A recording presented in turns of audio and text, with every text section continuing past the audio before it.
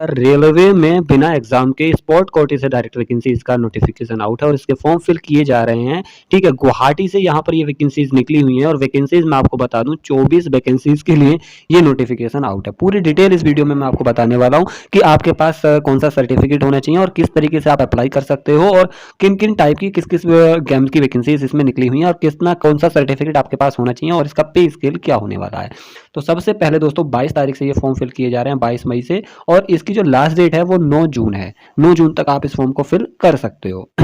24 vacancies के लिए देखिएगा, 24 वैकेंसीज के लिए नोटिफिकेशन आउट हुआ है और यहाँ पर 1 से लेकर के 5 लेवल तक की अलग अलग वैकेंसीज हैं। Level 1, level 2, level 3, level 4, level 5। तो लेवल 4 और लेवल 5 को दोस्तों देखिएगा एक ही साथ इन्होंने कंबाइंड किया हुआ है। लेवल 4 की जो पे ग्रेड होने वाला है वो 2400 का होगा, लेवल 5 का 2800 का होगा। लेवल 4 और 5 के लिए देखिएगा यहाँ पर गोल्फ की है और वेट लिफ्टिंग की है, बॉक्सिंग और साइकिलिंग की है।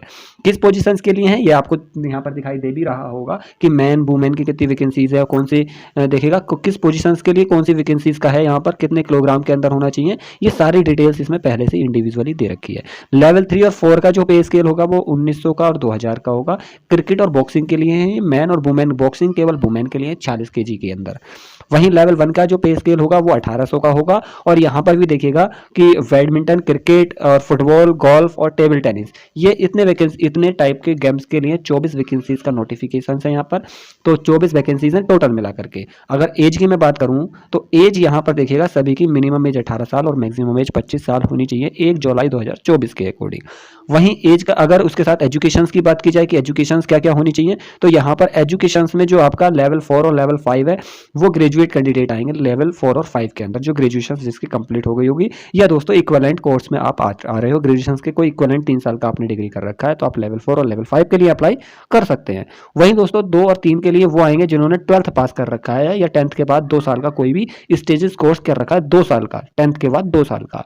और लेवल फर्स्ट में जो आएंगे वो दोस्तों वो आएंगे जिन्होंने 10th कर रखा है या आईटीआई कर रखी है, क्योंकि आईटीआई दोस्तों 8th से भी होती है।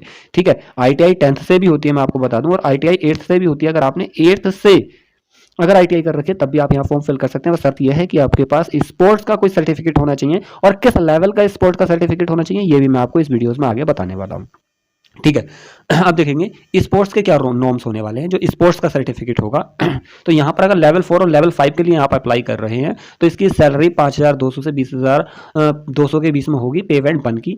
एटलीस्ट 3rd पोजीशन आपके पास आनी चाहिए। 3rd पोजीशन आपने कर रखी हो कैटेगरी बी के अंदर। अब कैटेगरी बी, सी और ए ये है क्या, इसकी डिटेल भी दोस्तों नीचे आगे अगले वाले पेज पे है, वो सारी डिटेल्स मैं आपको बताऊंगा। तो कैटेगरी बी के अंदर आपका सर्टिफिकेट आना चाहिए और कम से कम आपकी 3rd पोजीशन हो। अगर आपकी 3rd पोजीशन से नीचे है देन आप यहाँ पर अप्लाई नहीं कर पाओगे। वहीं अगर सेकंड पॉइंट की बात की जाए यहाँ पर देखिएगा 2000 लेवल 3 और लेवल 4 के बीच में, तो इसका भी पे बैंड यही होगा। और आपने भी जो दोस्तों देखिएगा यहाँ पर कैटेगरी सी के अंदर अगर आप बिलोंग करते हैं तो यहाँ पर 3rd पोजीशन से अगर आप नीचे आते हैं तब आप अप्लाई नहीं कर सकते।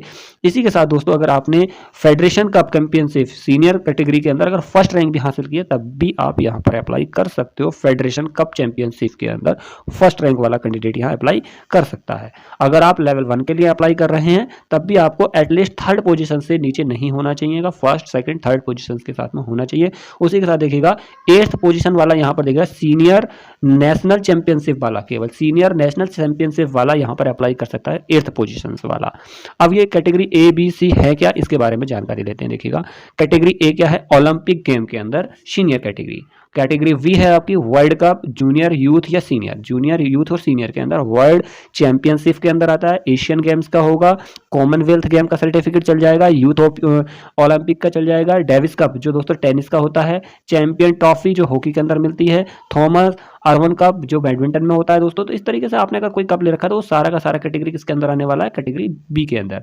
कैटेगरी सी में क्या आएगा, कॉमनवेल्थ चैंपियनशिप सीनियर जूनियर। तो ये सबकी कैटेगरीज है दोस्तों। अगर इसके बारे में ज्यादा कंफ्यूजन हो तो कमेंट्स जरूर कीजिएगा, मैं और क्लियर करके आपको बता दूंगा।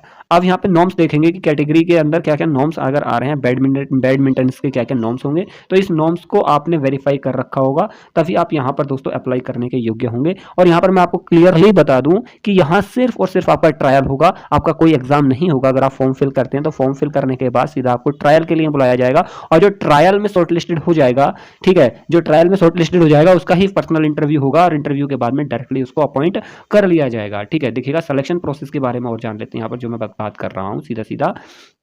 Selection shortlisted eligible candidate will be called for, ठीक है, किसके लिए होगा, trial of sports performance, interview, assessment of sports achievement, educational etcetera, इसके लिए आपको कॉल की जाएगी। तो टेंटेटिव डेट्स फॉर ट्रायल के लिए लाइकली टू बी बिटवीन 26 जून यानी कि 20 जून के और 28 जून के बीच में आपका ट्रायल किया जाएगा और ट्रायल के बेसिस पर आपको शॉर्टलिस्टेड किया जाएगा। शॉर्टलिस्टेड करने के बाद में आपकी परफॉर्मेंस चेक की जाएगी।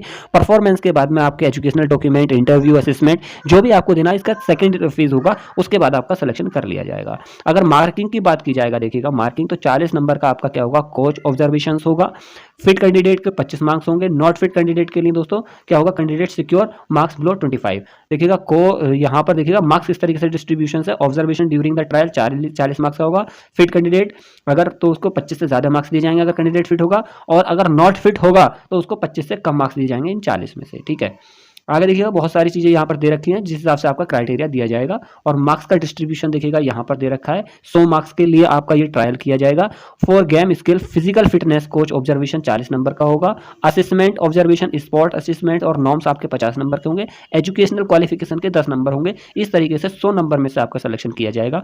अब सिलेक्शन के बिहाफ पर आपकी सैलरी पैकेज का क्या होगा दोस्तों, डिपेंड करती है। अगर आपको 60 मार्क्स मिल जाते हैं तो आपको 1800 पे ग्रेड मिलेगा। 65 मार्क्स के लिए 1900 और 2000 का पे ग्रेड मिलेगा, और 70 मार्क्स के लिए दोस्तों आपको 2400 और 2800 वाला पे ग्रेड मिलने वाला होगा। मार्क्स के ऊपर भी डिपेंड करेगा कि आपको पे ग्रेड कौन सा दिया जाए।